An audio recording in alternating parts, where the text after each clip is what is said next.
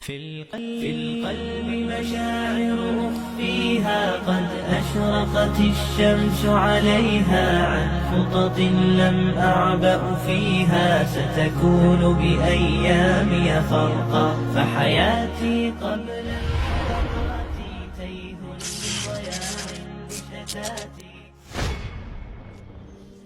Apa yang Anda pikirkan ketika mendengar kata-kata budak? Kotor, kumuh, jorok, tidak terpelajar, bodoh, tidak layak dianggap sebagai manusia. Kalau Anda berpikir seperti itu, berarti Anda sama dengan kaum berakal setengah tiang. Jangan berpikir bahwa budak selalu identik dengan manusia-manusia yang menjadi jongos, dijual dan dibeli oleh orang-orang yang punya banyak uang. Jangan berpikir bahwa budak adalah manusia-manusia level 2 di bawah kita. Karena pada sejarahnya, banyak orang-orang yang berstatus budak ternyata mempunyai kedudukan yang sangat tinggi di sisi Allah Subhanahu wa Ta'ala. Pada masa Rasulullah SAW ada Bilal bin Rabah, ada Ammar bin Yasir, dan keluarga Yasir sendiri adalah keluarga budak.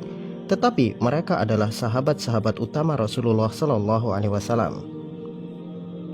Adapun di zaman sebelum Rasulullah SAW dikenal seorang budak yang sangat mulia.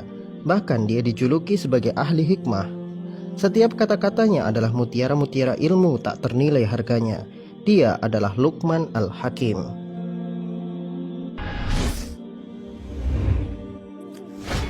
Dialah manusia yang bukan dari golongan nabi, juga bukan dari golongan rasul.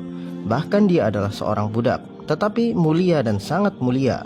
Sampai-sampai Allah Subhanahu wa Ta'ala menjadikan namanya sebagai salah satu nama surat di dalam Al-Quran, yaitu surat Luqman. Menurut Ibnu Jarir At-Tabari, Luqman adalah seorang budak berprofesi sebagai tukang kayu berasal dari Habasyi. Dia berperawakan pendek, berhidung tidak mancung, dan berkulit seperti orang-orang Habasyi. Sedangkan menurut Ibnu Abbas, Luqman adalah laki-laki biasa, bukan nabi, bukan juga rasul. Ia hanyalah seorang pengembala yang dimerdekakan oleh tuannya. Artinya Luqman dulunya adalah seorang hamba sahaya. Ibnu Katsir menyebutkan, nama asli Luqman adalah Luqman bin Anqa bin Sadun. Dia punya anak bernama Taron.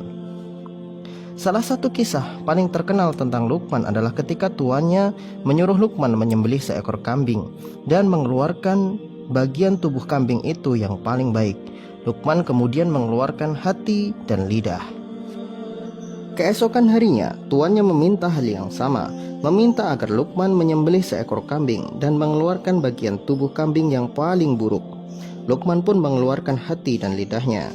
Sang tuan pun keheranan dengan apa yang dilakukan oleh Luqman. Bagaimana bisa bagian terbaik dan terburuk adalah sesuatu yang sama? Tanya si tuan kepada Luqman. Luqman kemudian menjawab, dua hal ini akan benar-benar enak jika dia benar-benar baik, dan benar-benar akan menjadi perusak jika dia buruk. Akhirnya si tuan itu faham bahwa hati dan lidah manusia menentukan kebaikan dan keburukannya. Kalau hati dan lidahnya baik, maka siapapun yang berdekatan dengannya akan merasa nyaman dan baik. Tetapi jika hati dan lidah seseorang itu buruk, maka siapapun yang berdekatan dengannya akan tertimpa keburukannya. Di dalam Al-Quran, nasihat paling fenomenal yang Allah Subhanahu wa Ta'ala jadikan pelajaran bagi manusia akan hikmah dari seorang mantan budak bernama Luqman ini adalah ketika Luqman menasihati anaknya.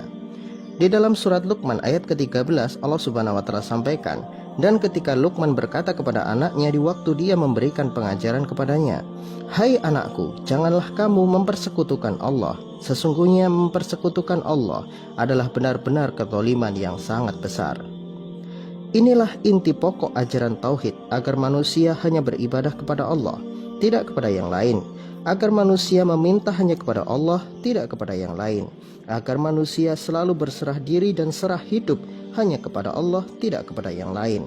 Tidak menyekutukan Allah kepada sesuatu apapun, karena Allah tidak mempunyai sekutu. Allah tidak mempunyai tandingan. Allah tidak mempunyai pasangan. Allah tidak mempunyai orang tua, juga tidak mempunyai keturunan. Allah adalah Tuhan yang tunggal, tunggal dalam jenisnya, tunggal dalam wujudnya, tunggal dalam kekuasaannya. Tidak ada satupun yang sebanding dengan Allah Subhanahu wa Ta'ala. Inilah nasihat yang sangat berharga dari seorang Luqman.